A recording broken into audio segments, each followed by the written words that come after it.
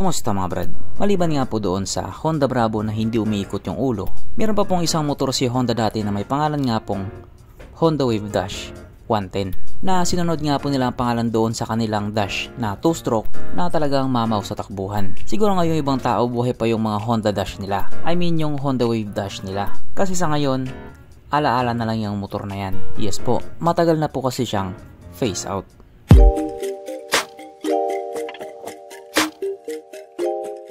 Pero syempre bago tayo magpatuloy, kung bago ka pa lamang napadpad dito sa aking walang kwentang channel, huwag ka na mo subscribe. So yun na nga.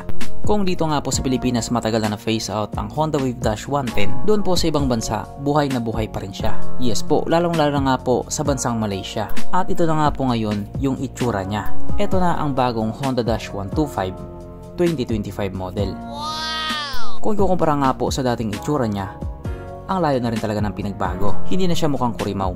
I mean, mas pumogi pa siya lalo. Kung sa biglang tingin nga lang po dito sa motor na ito, para siyang pinaliit na Honda Supra GTR 150. Kung sa biglang tingin lang naman, lalo pa pag nakaharap.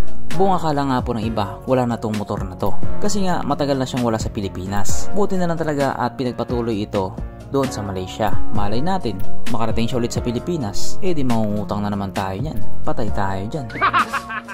Kaya dahil dyan, pag-usapan na naman natin kung ano bang meron sa motor na ito at kung gaano nga pa talaga siya kaganda. So ito nga po ang Honda Dash 125 2025 model na mayroong 124.9 cubic centimeter engine displacement, 4-stroke single cylinder, single overhead cam with 2 valves, naka-program fuel injected at ito po ay naka-air cooled. Panis yan sa Honda Click 125. Ang kanyang compression ratio 9.3:1. Pagdating naman po sa kanyang power, ito po ay mayroong 9.9 horsepower at 8,000 RPM, 9.5 Nm of torque at 6,500 RPM. At ayon nga po sa mga Malaysian na nakagamit sa motor na ito po ay kayang tumakbo sa bilis ng 115 km/h. Wow! So para nga po sa isang 125cc na underbone na tumatakbo ng ganon, mabilis na po yun. Pero mas bibilis pa yan kapag nandito na yan. Ang kanyang tangke ay kaya magkarga ng 4 liters fuel tank capacity na kumukonsumo naman na po ng 55 kilometers per liter. So matipid din po talaga siya sa gasolina. Walang duda kasi gawang Honda. Ang sukat ng kanyang gulong 70/90/17 sa harap at 80/90/17 naman sa likuran at pares nga po itong naka-tubeless. Pagdating naman po sa kanyang braking system, ito po ay naka-disc brake sa harap at disc brake din po sa likuran. Kaso lang wala po itong ABS. Pero wala naman po ang problema yun kasi 125cc lang naman siya. Ay importante wag maglulo. Ang kanyang seat ay mitaas na 767mm at 142mm naman ang kanyang ground clearance. At ang motor nga po na ito ay may kabuuang bigat na 105 kg. So para nga po sa isang 125cc na underbone na tumitimbang ng ganon, medyo may kabigatan na rin talaga siya. Mapunta naman po tayo sa iba pa niya mga features. So ang ilaw nga po sa motor na ito naka-LED pero bulb type pa rin yung kanyang mga signal lights. Ang kanyang gauge panel walang espesyal, naka-analog pa rin pero maganda naman yung pagkakagawa nila.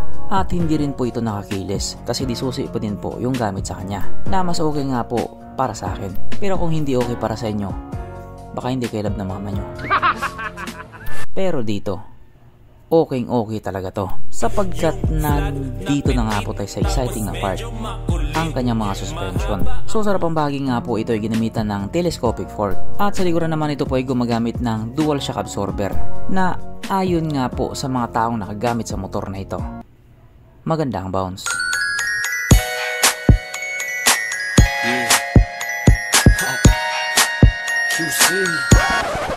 Syempre, meron pang isa.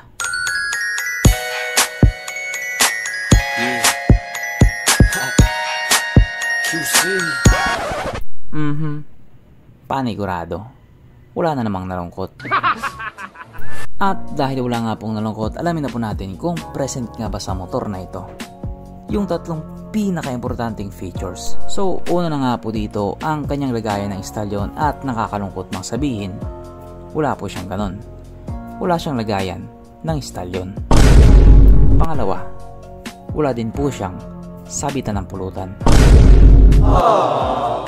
At oras na nga po para sa ating ready horse check, ang pinaka-importanting feature sa isang motor. At ayon nga po sa aking masusing pag-aanalisa, ang motor na ito ay kayang magkarga ng isang kahong Red Horse.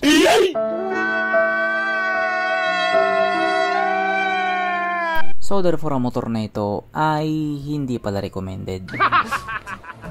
At pagdating naman po sa kanyang presyo, ito nga po ay nagkakalaga ng 6,599 Malaysian Ringgit na kung i-convert naman po natin into Philippine Peso, ito po ay papatak ng 88,000 pesos.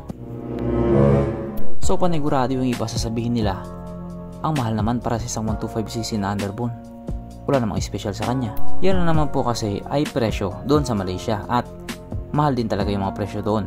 Kaya kung sakaling ilabasan sa Pilipinas, panigurado magbabago din yung presyo niyan. Baka mas lalong mahal pa. So hanggang dito na lang muna mga brad. Kung may gustong sabihin or gustong idagdag doon sa mga sinabi ko, mag-comment ka na lamang sa baba. Okay, bye.